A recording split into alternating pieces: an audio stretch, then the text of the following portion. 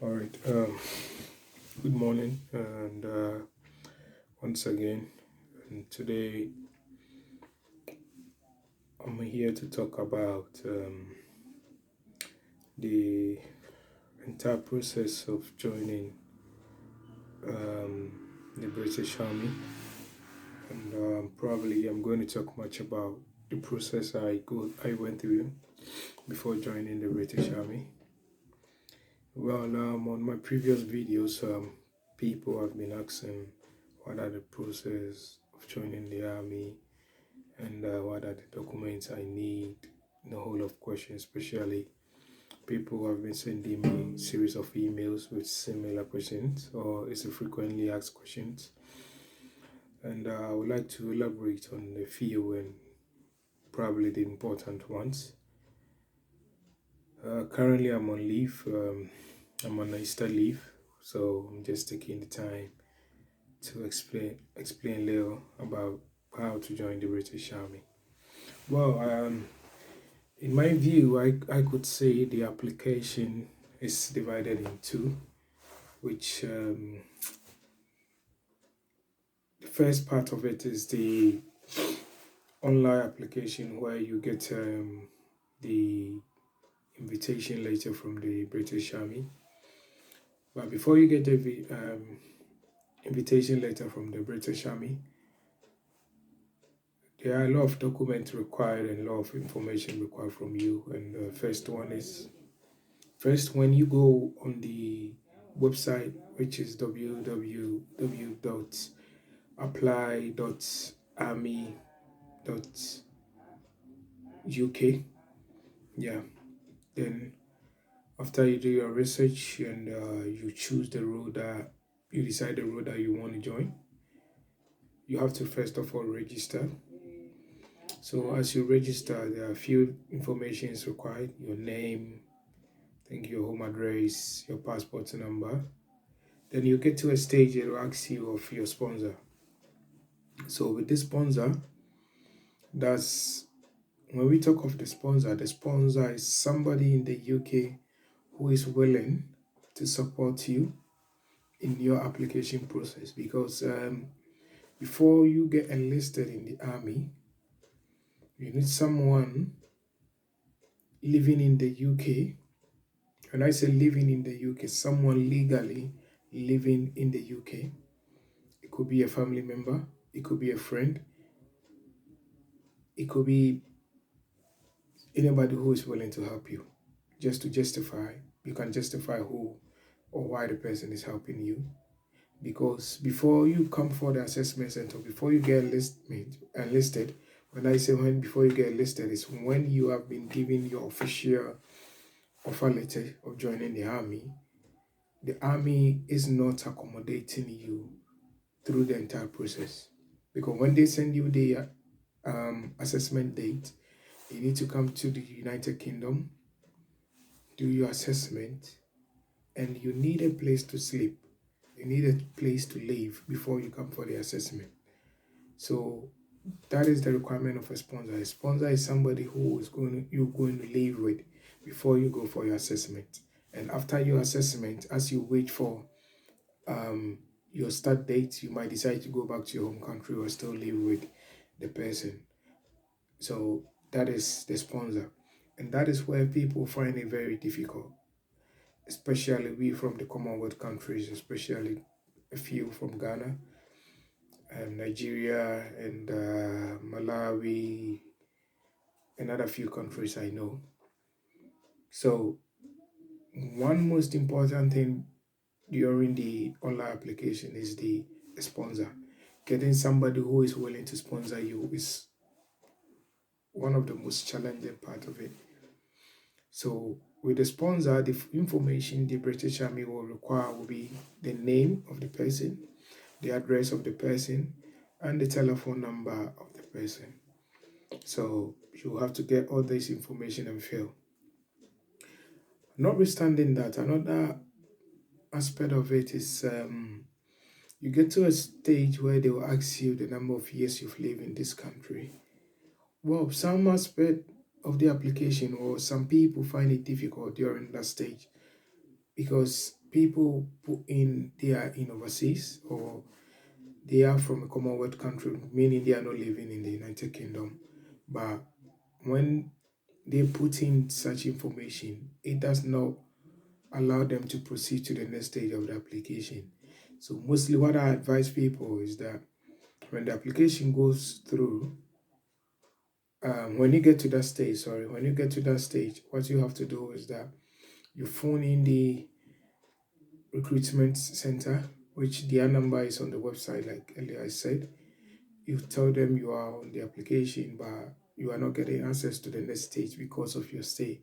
Initially, you were required a certain number of years to live in the United Kingdom before you can join the British Army. But that policy or that rule was scrapped off some few years ago, which I was a victim when I was applying.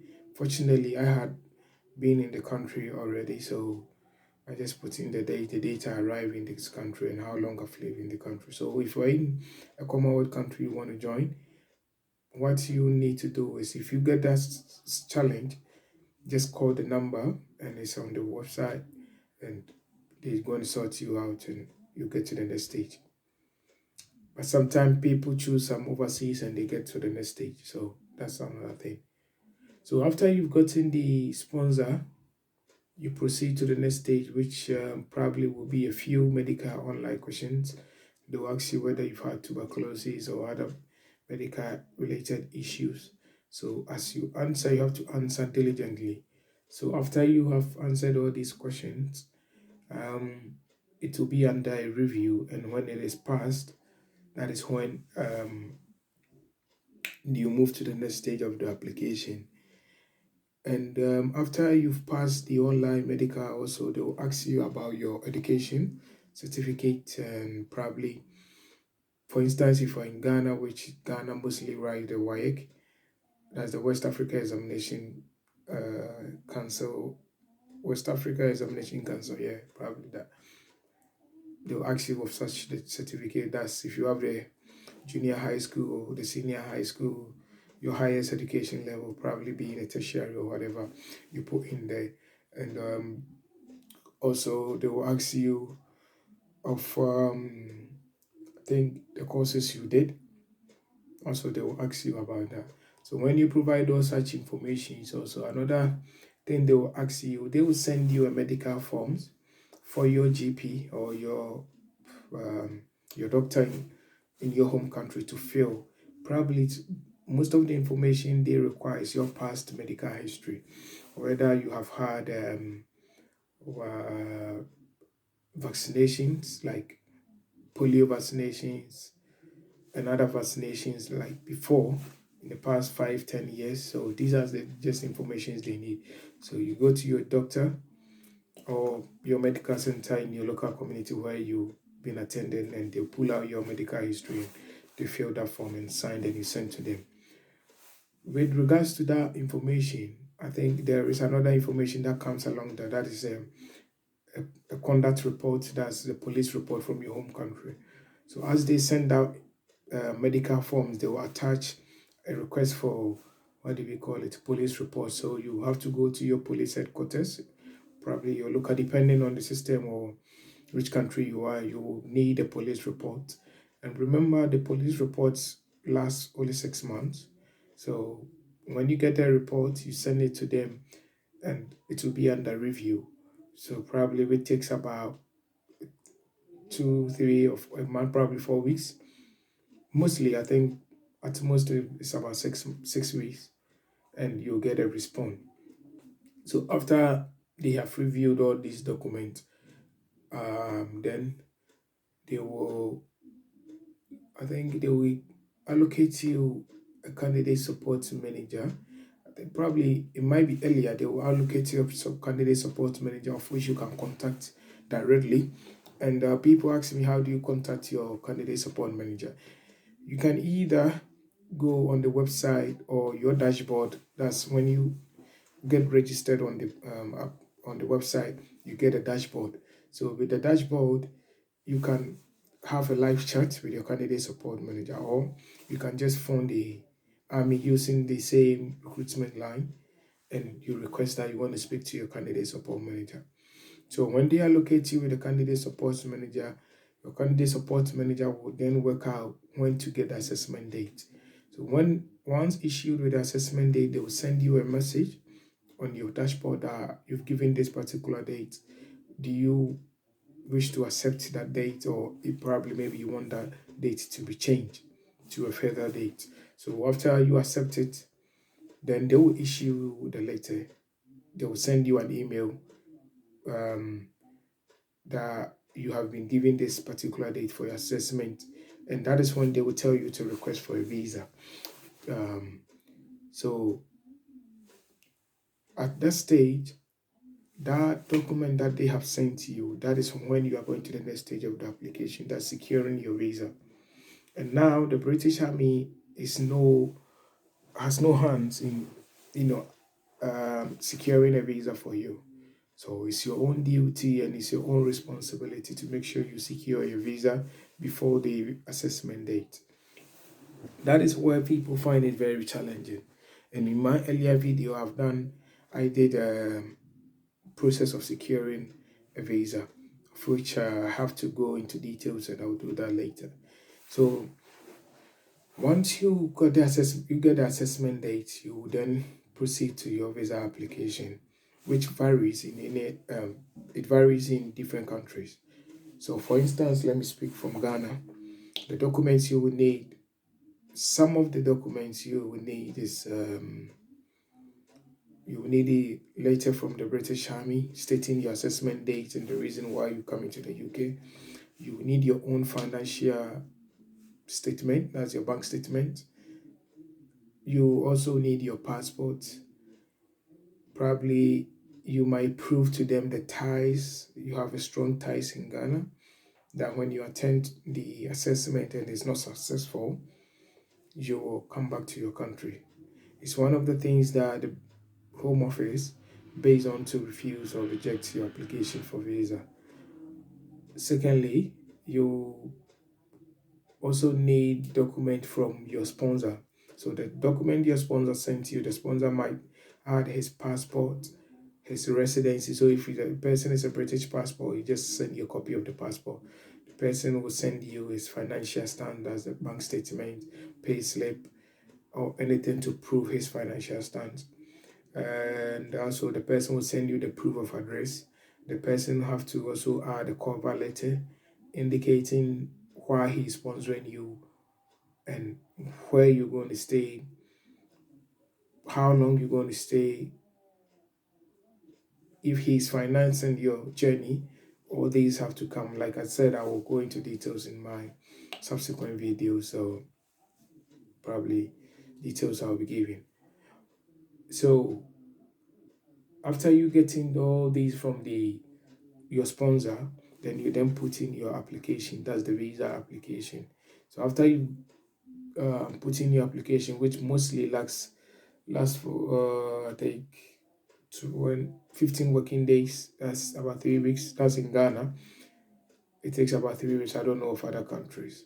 So after you put in your application for the visa, the Home Office will then, after 15 or before 15 working days, mostly it takes 15 working days, they will then send you an email telling you about the decision whether you've been given the visa or not.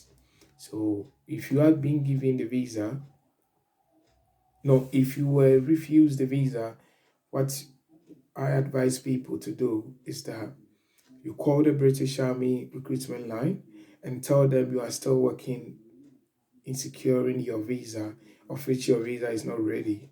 So if probably they can extend the date or change the assessment date as you still fight for your visa.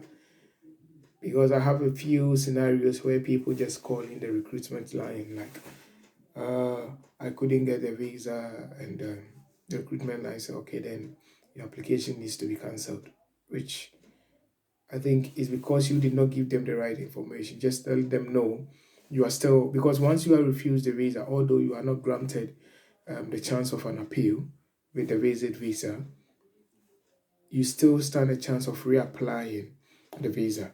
So you reapply rather than appeal. So you have to let them know you are still working on your visa and you've not gotten and you need the date to be changed. And trust me, they're going to do that for you and give you the early possible date. So if you are not giving, that is what you have to do. And if you are giving the visa, then you will send a copy of, I think, the visa, and you will then book your flight ticket. You have to send to the British Army recruitment line, and they will know that indeed it is confirmed that you are coming. Mostly, before the COVID came in, you were to be in the country for about 2 or 3 weeks, so that you acclimatize yourself with the weather. Trust me, coming from Africa, or for instance West Africa, and coming to experience the weather here, especially when you come from somewhere November, December, January, trust me, it's a hell. The weather, I don't want to use certain words here. It wasn't easy, but if you come somewhere June, July, you're fine. Yeah, you're okay. So you come here to acclimatize yourself with the weather, not only with the weather, with the system, your transportation and other. So after you've gotten the visa, and you come over, you book your ticket, you come over, you come and stay for about 2, depending on the dates they give you. So you come and stay. When you come in, you try to do a lot of exercise to acclimatize with the weather. Sometimes when I started, I was jogging in the cold weather because it was somewhere I had my assessment date somewhere around November. So it was really chilly, it was cold, very, very cold. And I put on my shorts and just a t-shirt without any warmer, just start running just to acclimatize myself. Because I remember the day I went for my assessment, it was snowing. That was my first time of seeing the snow. That was the first time I feel the snow. And I slipped. It wasn't an easy thing for me to pass the assessment because the weather was, well, let me just keep it there. It was so cold. It was so cold. And again, as you get in here and after you pass your assessment, but on the serious note now, currently what is happening is that when you go to the assessment also, people have been asking what actually happened at the assessment. Well, depending on the role that you choose. So for instance, if you choose a role like my role, that's the Royal Engineers, which is a trade role, what you will do is that you write 2 series of tests. One, the cognitive test, and the one is the TST test. That is the technical TST test is technical selection test. So you write the cognitive test and the TST test. So with the TST, which is more of is maths, which probably is the basic maths, your multiplication, your